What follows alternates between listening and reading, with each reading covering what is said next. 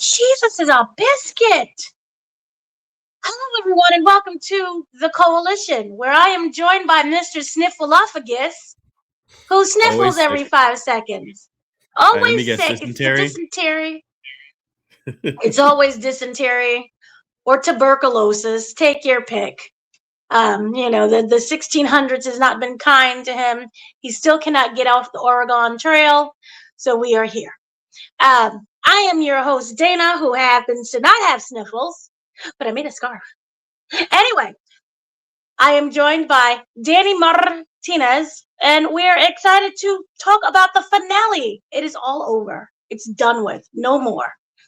Fallout Season 2, Episode 8, complete. What's it, Season 3? We don't know, huh? Maybe it'll be in the next 5 years. Who knows? But kind of right off the bat, what were your thoughts? Did it live up to something? Because it did drag in the first half. I think they dragged on most of it. I actually didn't enjoy it. It wasn't bad, but it just wasn't what I was expecting. Things were ramping up all for it to just kind of just mellow out. Not really dip, but just kind of just mellowed out. And it was just a lot of just cliffhangers, a lot of just mysterious, questions left unanswered. And I was kind of disappointed. It is a season finale, not a series finale. So you need those cliffhangers. We're still looking for the wife, but now we're going to go to a different location to look for the wife. So you see, boom. And we also got Steph's backstory, which I did not see coming. We kind of discussed Hank. We thought it was going to be Lucy, but we didn't realize that it was going to actually be Hank who would be chipped. So that was a little bit surprising. Yay. He's like, no, I don't nothing. All right. So then kind of starting off from the very beginning, I at least I thought it was a great episode. I liked it. It answered a lot of questions while also presenting some new ones. And then did you see the after credits? So we got a new suit. I did. Yeah. Ooh. No, that's so not we a got suit. new suits. That's not a suit. It's not a suit. I thought it was a suit. I thought that's it was Liberty Prime Alpha. That is from Fallout 3, I think. It's a giant robot. It's a giant mech. I thought it was a mech suit. I didn't know that it was like on its own. Well, that's exciting. See, we got mechs and more roaches. So more roaches. So starting off from the beginning, Macaulay Culkin is now king. He is Caesar. All hail Caesar. All hail the king. It's pronounced Kaiser. My son. That's right. Kaiser. Jeez Louise is a biscuit. So Kaiser. Then we have Vault 38. There's a lot of different things going on in everybody's different vaults. And so we now know what Robert's kind of somewhat plan was. It's not Vault 38. It's at the Lucky 38. Basically, Robert has a choice with like total annihilation for everyone. Or he can give the location. Wait, so Ghoul has Cooper. Total annihilation of Cooper. Sorry, I didn't know there was a difference between the two. Well, technically, no, it is technically a difference between the two, the before and after. I guess, yeah. So Cooper, he's been through some things. So he is not the Cooper which we once knew. So Cooper has a choice between complete annihilation or the location of basically his family. And of course, family first. He chooses that instead of the complete annihilation. Me, I'm like, if I'm going, everybody's going with me. So that's a good thing. So he ends up striking a deal with him. And this is when we get into the video game aspect. We got the introduction of the Pip-Boy. And you explain the Pip-Boy. Well, Pip-Boy's been around since the beginning. It's been the things on their arms the whole time. We got a it's basically communication. Yeah, we got a up more close and we got personal a look. more what do you say more advanced version, I guess, with House uploaded onto it. Well, that's true. It's basically just a communication device. Yeah. So that's all it is, really. So that is exciting-ish. But the big main part that we got is more Deathclaw that I know that you was excited for. Oh yeah. So Thaddeus is trying to basically, and y'all love Thaddeus. You just gotta love him. He's trying to help everyone. He's not an evil person. Yes. Yeah, no, I was just So gonna he say was a that great. Okay. I'm loving Thaddeus. I was actually kind of worried that they were gonna force or push forward his forced evolutionary thing, and we're gonna see him in his gross glory in some nasty creature or whatever. But I guess not. By the way, speaking of that, because we had followed that theory from last episode. A lot of people are saying and correcting people who are claiming that he's going to be a centaur, which might not be true because centaurs in the lore are forced by mixing animals with humans for a long period of time in vats. So he can't be a centaur because of that, I guess. So supposedly he's just going to be a whole new creature that we've never seen before. That's exciting, and I'm happy. What do you mean by mixing? Like the Like bestiality just of it all? imagine just a soup of just animals and humans in a Oh, vat, kind of we call it marinating Animorph. in the thing. Sure. Oh my god, that's a throwback. It's an Animorph. Oh, okay. Well, he's not that anymore. So he is a new creature, as you believe and stated of your belief. That's good to know. So then that way it's not as predictable as what he ends up becoming. And maybe he may just be able to keep his one arm. That'll be a plus too, which he still has possession of, which is hilarious. I thought it would have like just rotten and I started to wouldn't want to smell part with bad. it Right? either. And it's an arm. Okay, so we do have that, but we also have the big thing of Maximus is now facing the Deathclaw, which I thought was very exciting. You know, a little rock and sock'em action, and now the town is involved because I love the part of like, nope, I ain't going out there. And then when he gets completely decimated, not die, he crawls out of the machine and he's just a boy, and he comes out there and they try to come and help him. I like that scene because it was a lady who was still like, nope, I'm not doing it. Well, he didn't. I So don't you think he did come out there. It ended up being no, it was remember the the lady, New Republic. right? He had his little shotgun thing because remember he did He the little was ready. He was ready to go out, but he still didn't go out. right. But remember there was a lady who was like, nope, I'm not doing it. Yeah, She was in the back. it's like it was almost like they were trying to pull a scene out of Spider-Man 2. Remember when he's in the subway? He's on a train.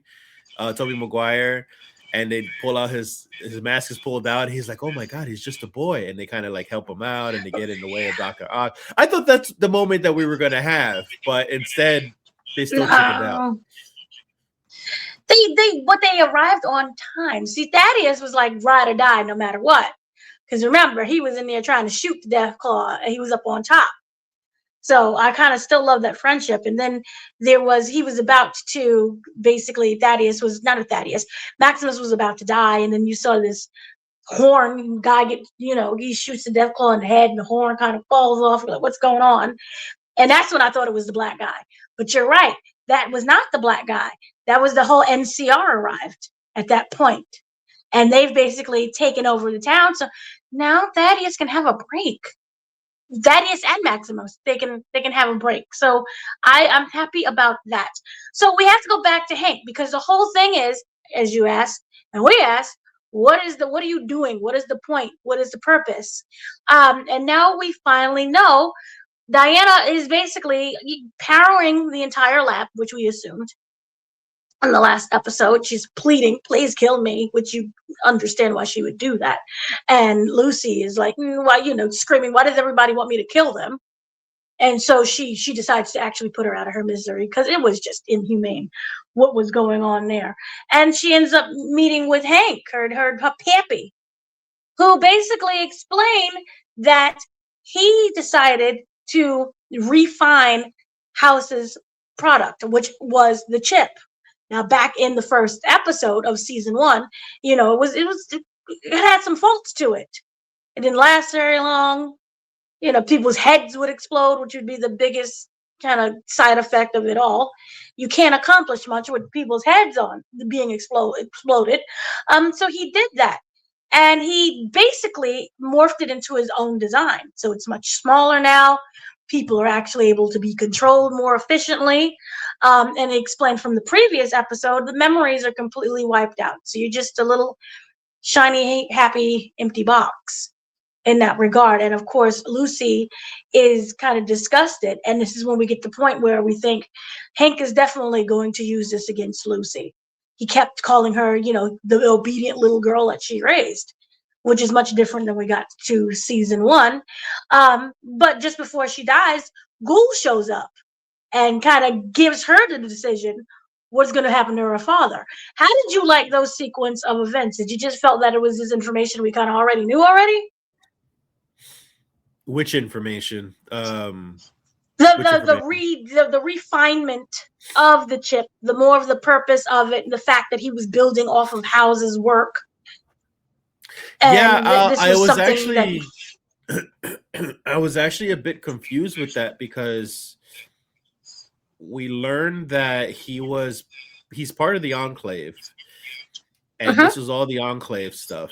So if he was part of the Enclave and doing their bidding, doing their plan, this whole thing was something that he was doing for the Enclave, then why was it that in the middle of the season they made it seem like Hank needed approval, like a morality approval from Robert House?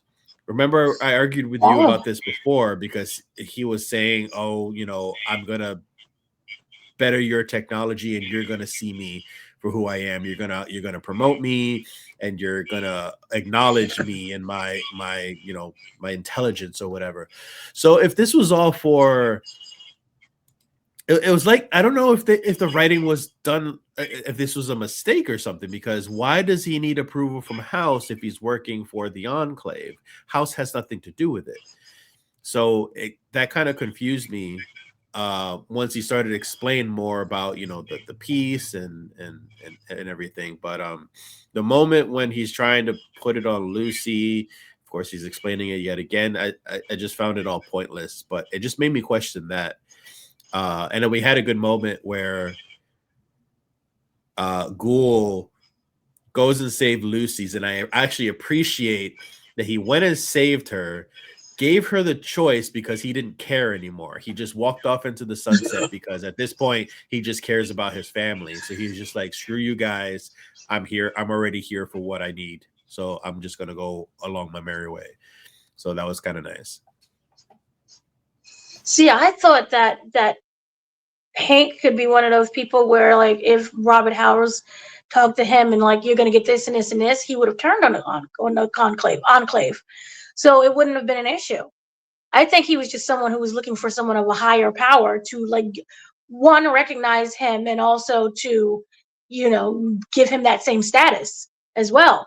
He kind of seemed lost this entire, probably this season, where he was just searching for some kind of acceptance, and this technology would have been that only way to do it. No?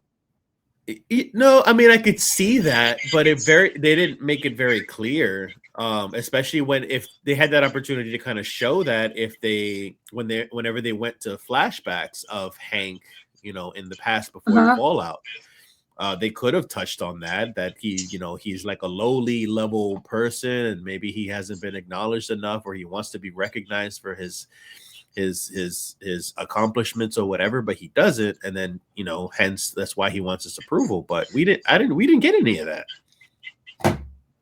No, and it's much different than season 1, because in season 1 it made him seem like he was a complete mastermind. of Right. everything, or at least on that same Right. level of mastermindness.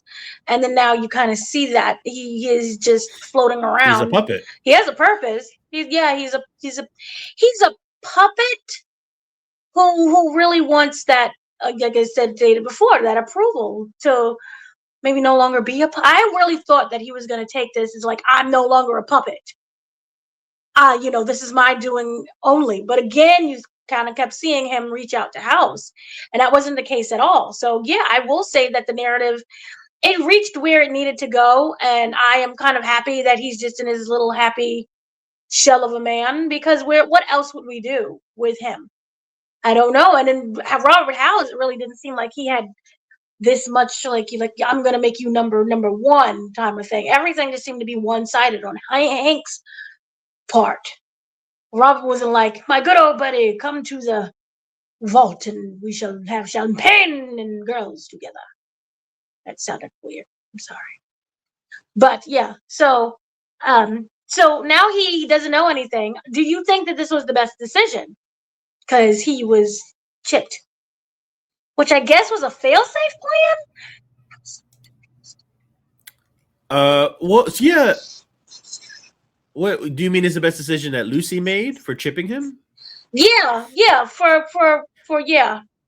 Yeah, no, that makes a lot of sense. Lucy, I don't think Lucy can still bring herself into killing someone, and then even more so that it's her dad. So it makes perfect sense character-wise that she can't take a life, really.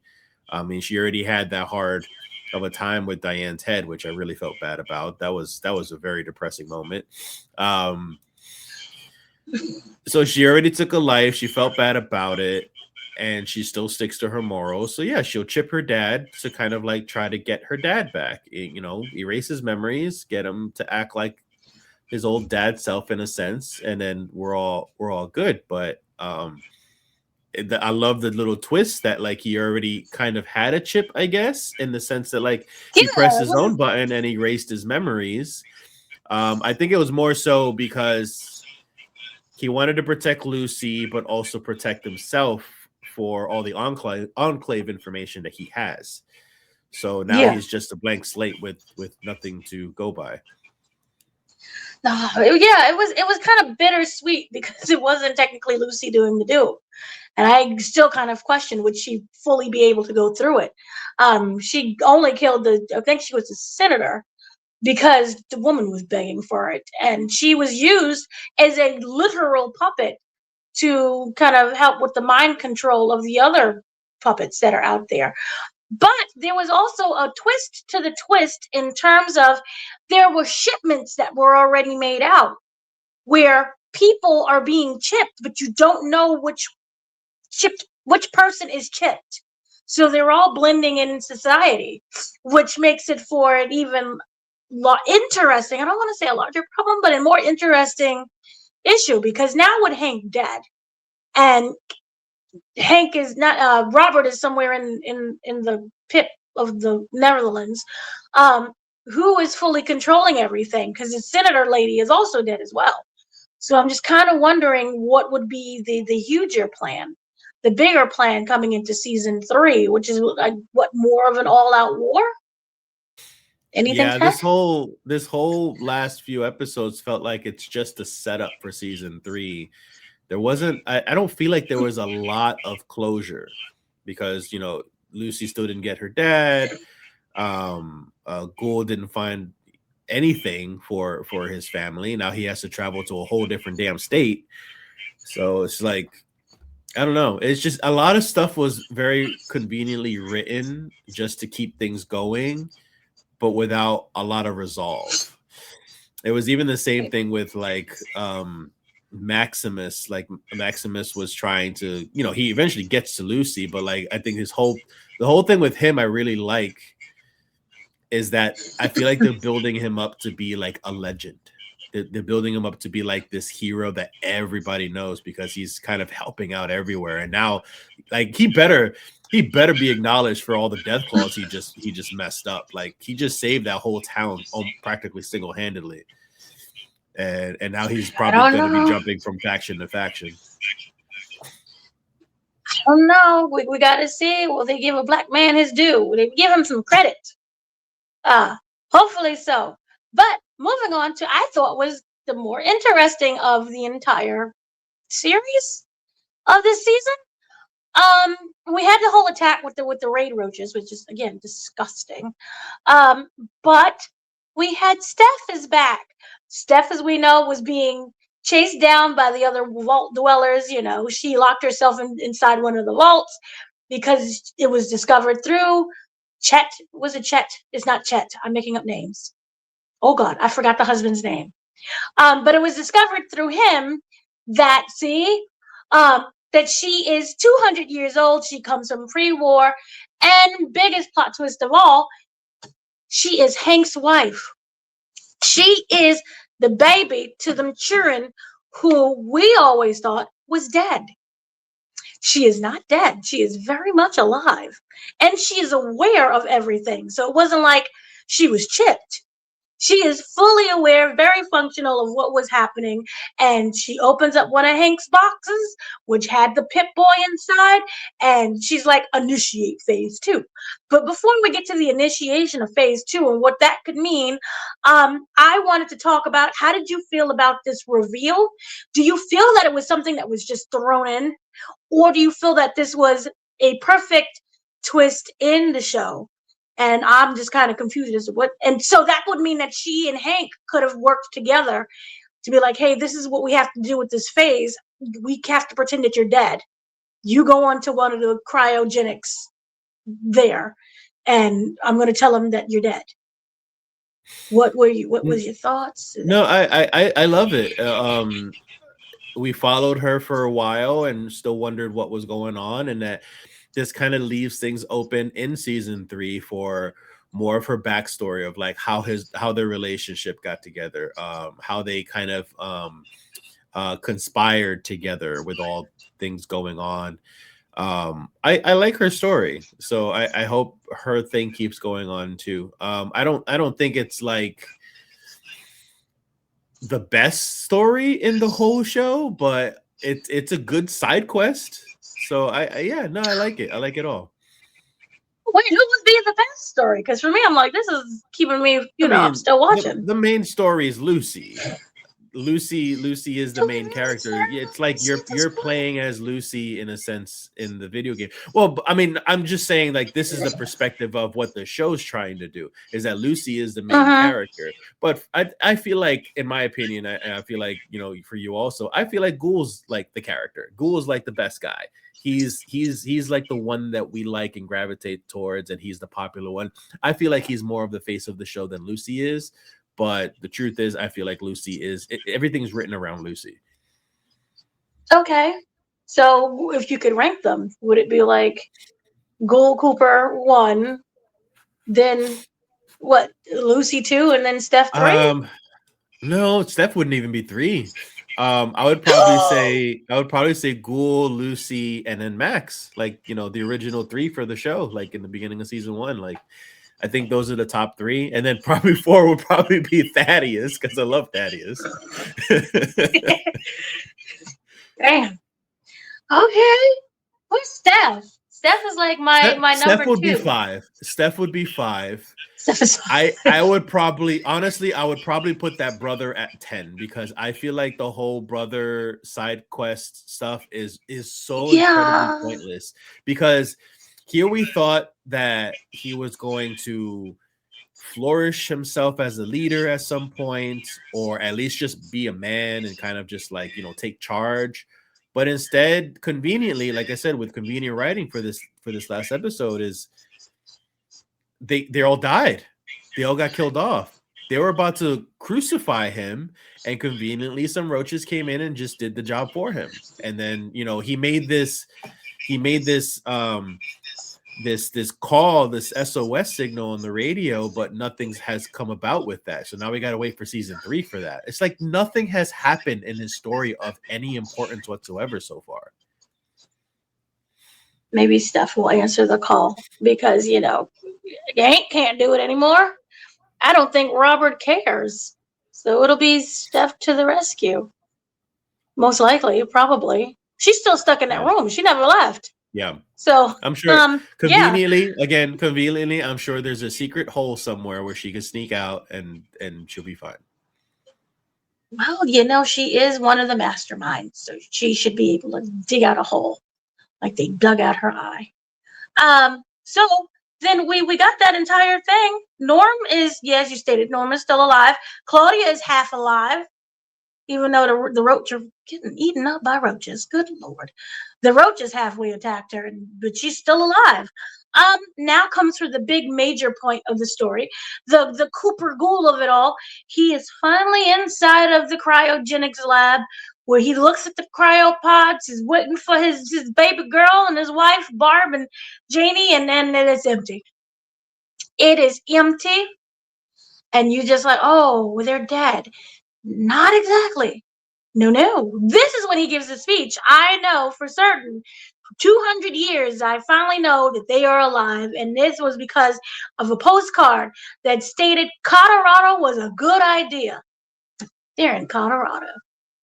So now we got to traverse. I don't know the distance between Las Vegas and Colorado, but it's a TV show. They'll get there by the time season 3 happens. So Which he will has be to in now 3 years because TV shows don't come out every year anymore.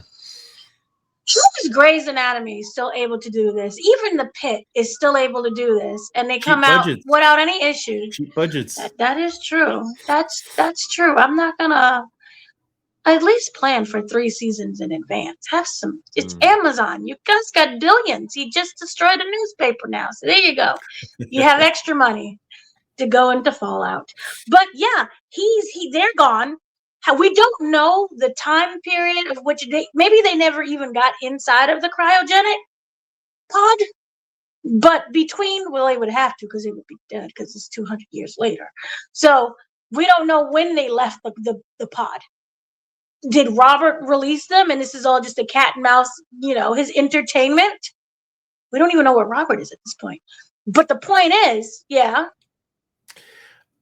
since you mentioned that, I just had this crazy idea of we don't know when they got out of that pod, like you just said. Mm-hmm. And I just got this crazy idea that in season 3, Ghoul's gonna find them, but they're all gonna be old. Like either maybe the mom's dead, maybe the mom lived a couple, let's say like 20, 30 years, and the Ghoul runs into an old woman daughter. It's Interstellar, which would make sense because Jonathan Nolan is Christopher Nolan's brother. Yeah. Oh, now I'm really sad. And I'm like, I want to see that. I would appreciate that more than them being the age that they were when they went inside the cryogenic. It was like, we have to go and live life. Go live life, my husband. Well, go, Daddy. Live for both of us. And they have this incredible death scene. He's just holding their hand and it's, oh my gosh, it's Interstellar all over again. You broke my heart. Look at you with the storylines. Oh my gosh. They need to hire me. Or WWE. WWE, come and hire me. Really? So what you're saying is you want to work for the Saudis? Well, once they get bought off by the Saudis, I'll quit. So yeah, this is when Robert is like, I know where they're at, and not Hank, Jesus, Ghoul is like, I know where they're at. He throws away the Pit Boy. Robert House is, left in the distance. We can still do some things. I'm not done with you. And of course, he ignores him, and he walks out into the cloudy sunset full of toxin and pollution. And he's off to go see his baby. And then this is when we get the sad ending that you just wrote. That is exceptional.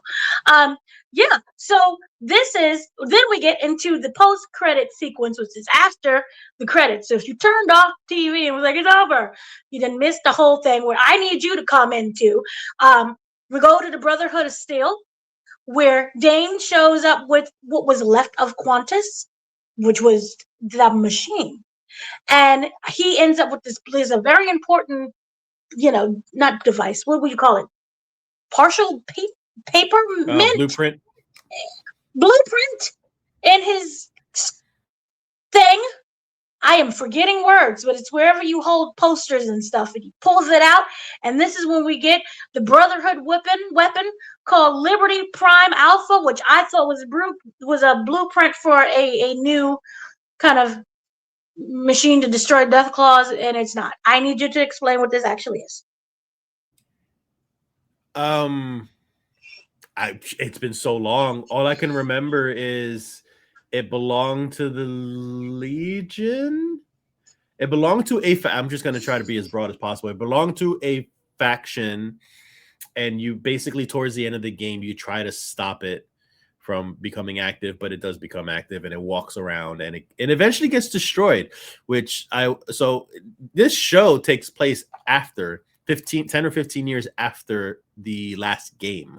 So if it got destroyed, then I guess they're just rebuilding a new one, or maybe they're just trying to rebuild the old one. I don't know what the deal is, but like it's just a giant power suit pretty much to help destroy everything, and the faction can be kings of the wasteland or whatever. It's not like that deep of a story plot.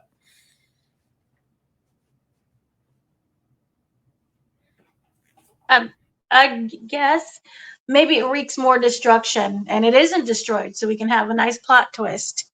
Or who knows, maybe what's his face? That Maximus and Thaddeus gets a hand of control of it.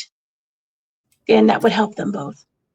I'm really curious how they're gonna do. I mean, well, they already have been doing this in both season 1 and 2, but I'm curious if they're going to have any of the other characters end up having to go to Colorado as well, because what this show does is jumps around a lot between characters and locations. So I'm very curious as to whether they're only going to have Ghoul deal with Colorado, while the rest of Las Vegas and that area is going to deal with their story along with the giant robot. So, because I think it would be too stupid and convenient that now all of a sudden, oh, this giant robot is in Colorado. How convenient, how coincidental is that?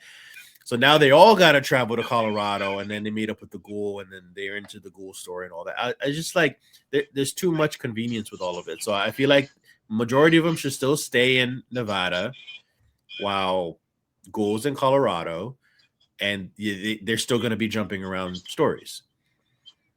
Yeah, I appreciate that much. And this is why we had Lucy literally run up and meet Maximus. I remember when she turned around and it was him. She was like, Dad? And it ended up being Maximus. So I would appreciate those three. Because now it gets a little bit stale if you still have like the same pairing from the other 2 episodes. So you have now Lucy, Thaddeus, Maximus doing their own business. The Brotherhood, the robots is like figuring out their stuff, so that ends up being more of their storyline in Colorado and wherever they're in New Vegas. And then we have Robert going, but I think it's best by himself to meet his family, because that has been his own personal journey since day one. The difference is kind of Lucy was exploring the outside world and discovering what life was like out there. And then it became eventually finding her father and meeting up again and discovering that he was a terrible person. And they had 2 different goals that happened to just intersect. And now it would be really great to separate them, as you were saying. So I completely agree with that as well. And so let's see how he ends up going. He's been doing this by himself for many hundreds of years. So let him continue that. And see the random people he ends up meeting in Colorado. And then, of course, as you stated, we get the interstellar situation. And Robert is somewhere floating above, no one's talking to him except for Steph. Yeah, he's like that's the freaking pairing Ultron. right there. He's just in the ether of the internet, kind of. So I wonder if he's going to show up again in some random computer monitor. See, Vision Quest, I'm telling you, it's the answer to everything. But we'll have to go to one thing that I really did not like for this season. Where's Betty? And where's the water? There's no water. Ooh, Betty's you're right. missing. We got nothing with that. Is she Betty somewhere in a corner just dying of dehydration? Mad at everyone? Or now that the people are dead, is she just like, I got water? And she just hoards the water for herself, since she's like basically She's just swimming in water. We see that should have been the after credit of Betty just getting all the water and just swimming in it. But yeah, that it seemed like a complete pointless storyline, just something to put this lady in. Yeah. So she would have, and where's the friend? Remember the chubby friend who heard everyone talking in the hallway? And He's I'm like, dead. Steph is gonna kill him. He's not dead. He is dead. He's dead? Yeah, the one. When did he die? Remember the glasses that were found in the garbage disposal? That was his. That's right. She got to him already. No, she got to him already. Oh, and she told everybody that he went to Vault 31 for like an exchange program or some bullshit. Oh, I'm happy we didn't see it because it would have been sad, but I wanted to see it. So you would know just like how ruthless she is. Mm-hmm. And then the discovery, because the discovery of the glasses wasn't for us. I feel it was for the husband. Yes. So I would have appreciated if we had an on-screen death, because that was extra sad. But yeah, where's Betty? What's going on with the water? Mm-hmm. You know, now that everyone's dead, who's going to rescue Betty? Because the brother is gone. He got out with Claudia. He's out in the surface. Where's Betty? I'm upset. So yeah, you wasted our time with Betty. So now you're gonna have to figure it out and pay up. But I think that was kind of side stories. Exactly. Was there anything else that I missed that you wanted to speak upon? Yeah, just also the whole shadow looming of the whole Enclave thing. Before Hank offs himself, pretty much, erases his memory, he mentions the Enclave and that the vaults aren't the experiments. The surface is the experiment. I'm very curious of what that means and how that's going to be revealed whenever we eventually meet the Enclave, or who's in the Enclave. I talk like as if it's one person, but it's like, it's a group of the Enclave in the game. By the way, for anybody who's curious about it, is the Enclave is pretty much, in a sense, the Illuminati.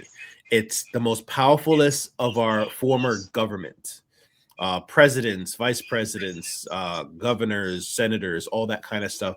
It's our former government, but they're like in an Illuminati type of way. So I'm very curious what they're going to reveal. We saw can't remember his name, but I love him as an actor. But who played the president in the flashback when he got handed the little diode.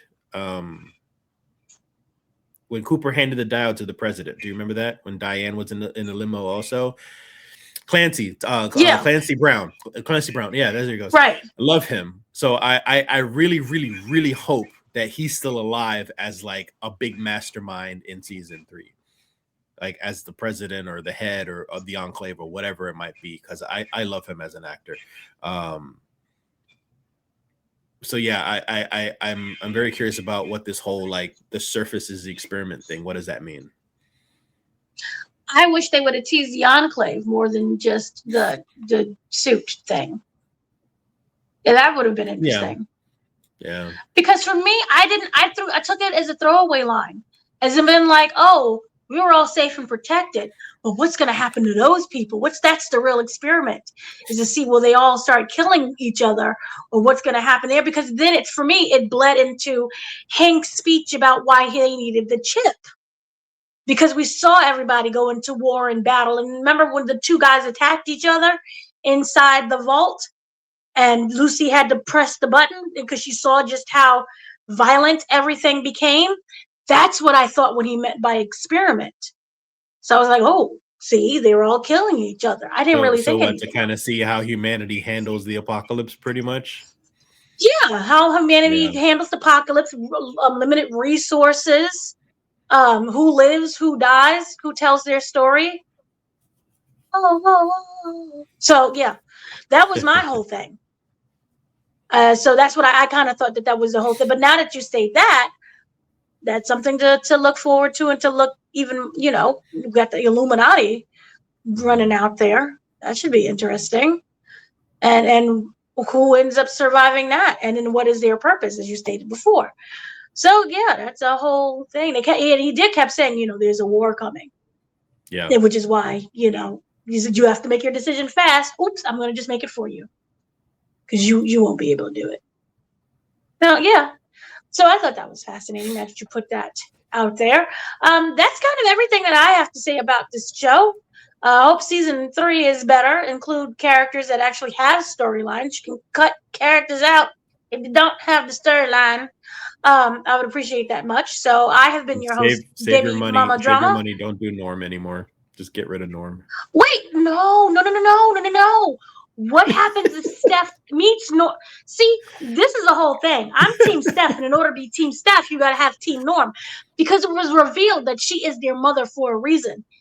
Norm and Steph gotta get together. She can easily manipulate, because we'll be like, oh, it's Hank. But now that it's the mother that you thought was dead, what? And Lucy might be more prone to manipulation to her mother.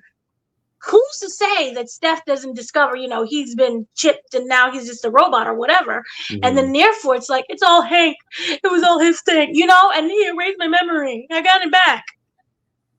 So she comes out being the hero. And she got her 2 kids by her side. Yeah. And then, we get rid of Thaddeus and Maximus because, she's like the evil mastermind of it all. So you go, don't think of them as humans. They're Americans. What? Now we should be writing for the show. We should be writing. We should be. So, yes, give us our credits, please. Friend video. So that has been everything from us. Checking the mail. No, not the mail. The mail is so, you got a direct deposit now. Direct deposit. Oh, that's right. I'm an old man. I have to wait by 7 to 5 business days. No. You got a direct deposit now, Grandpa. It's not electronical. Throw some Bitcoin in there too. Oh Lord. So I wouldn't know what to do with that. You gotta cash out. Just cash it out the day you receive it. You'll be fine. So I have been your host, Dana, joined by Snuffleupagus. All hail Maximus. I am the drama that is Baby Mama. So have a great day, evening, and we'll talk about Super Bowl is coming around the corner, which means we get a bunch of trailers. Everyone go watch the DoorDash 50 Cent trailer, because it is the greatest thing to ever exist. Danny showed me earlier, and I'm still thinking about it.